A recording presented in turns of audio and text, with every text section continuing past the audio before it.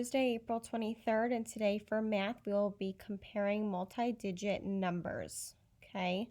So these numbers aren't small, they're very large, but you need to look at the value of each digit in order to compare the numbers correctly. And I know we haven't been in school for over a month now, so I'm doing a quick review and a hint on how to remember the comparison symbols. And you know, I always love using the following reminder for you and a way to remember, and you'll see what I'm talking about.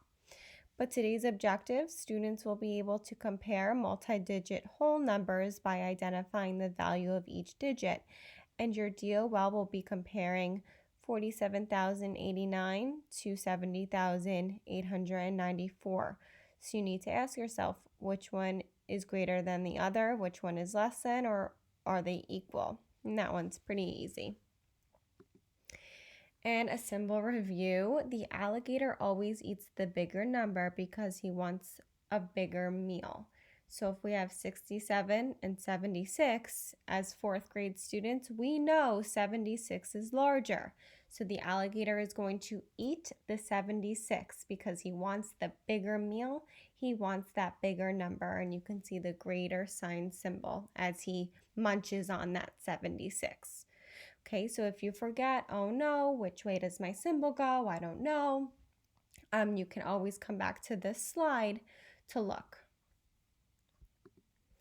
Okay, teacher model. Compare the following using the less than, greater than, or equal to symbol. So look at the first one at the top. We have 9,390. And we have 10,939. Just by saying them out loud, I know which one's larger, but not all of us are able to just look and tell. So the way I see it is 9,390 has a digit in the thousands place, but no digits are in the 10,000s place. If you look over at 10,939, 10,939 has a number in the 10,000s place. So that means 10,939 is greater than. So remember our alligator's mouth.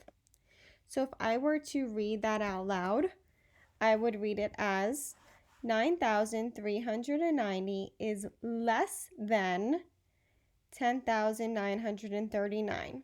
You read math problems just as you read a sentence from a story. Okay, you read from left to right. Now let's look at the one at the bottom, and I'm noticing looks a little trickier, and this is why I added it into my video, because I want you to see how I figure this out. So I have 55,089 and I have 55,809. Right away, I notice they both have 55,000. So I'm not able to just look at the 10,000s and thousands digits and know right off the bat. 55,089 has a 0 in the hundreds place, and 55,809 has an 8 in the hundreds place. So if I'm looking at those two numbers, I know 8 is greater than 0.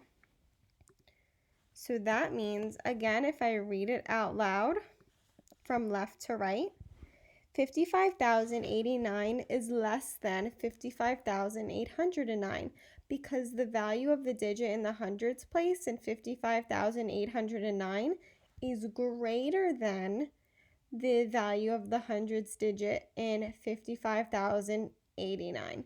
So you could just work your way down to see the value of each digit in your numbers that you're comparing. Some will be easier, like the problem we had at the top of this slide, but some might be trickier on the eye, so you really have to think about the value of each digit.